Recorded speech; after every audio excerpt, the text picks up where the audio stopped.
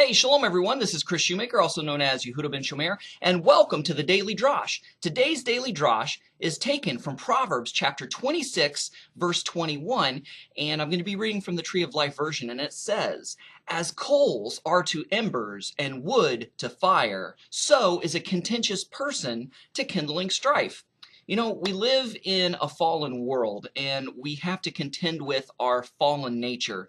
So we're prone to negativity and we're prone to evil and we have a bent towards the darker things. So it seems like it's much harder to steer us towards edifying others and to taking things in stride and to have a positive outlook and a positive attitude towards things. So it's very important that we keep these things in check as a believer in Messiah Yeshua, because complaining is contagious. All we have to do is just look back in Scripture.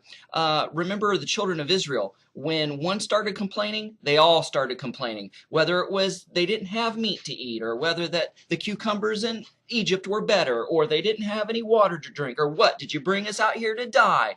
And and they're just complaining, and the Yiddish word is kevetching. They were kevetching to Moses, and Moses being God's ambassador and representative, they were ultimately complaining against God, and complaining is a form of sin because it's a lack of faith.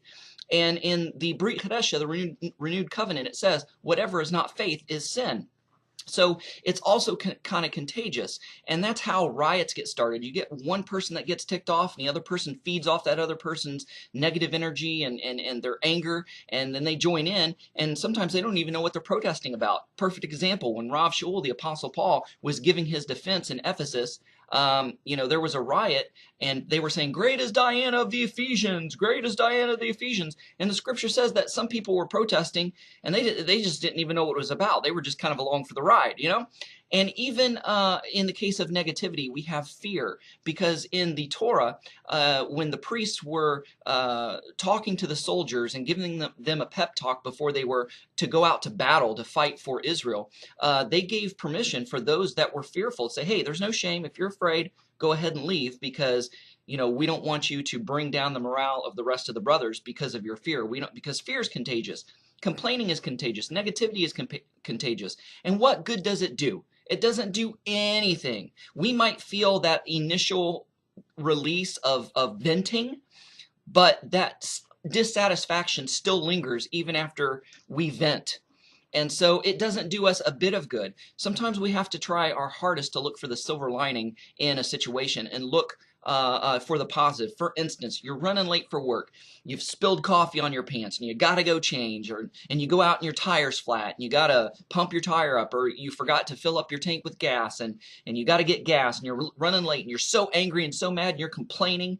But then you drive by a car accident and think, "Oh wow, if I left on time, that could have been me."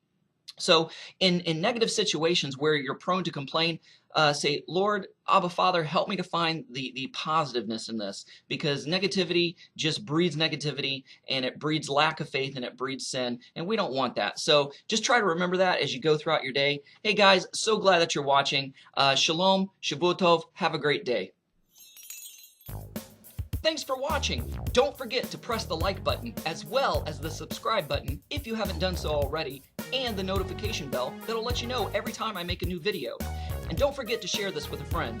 Also, visit our website at abrahamsdescendants.com. Thanks. Shalom.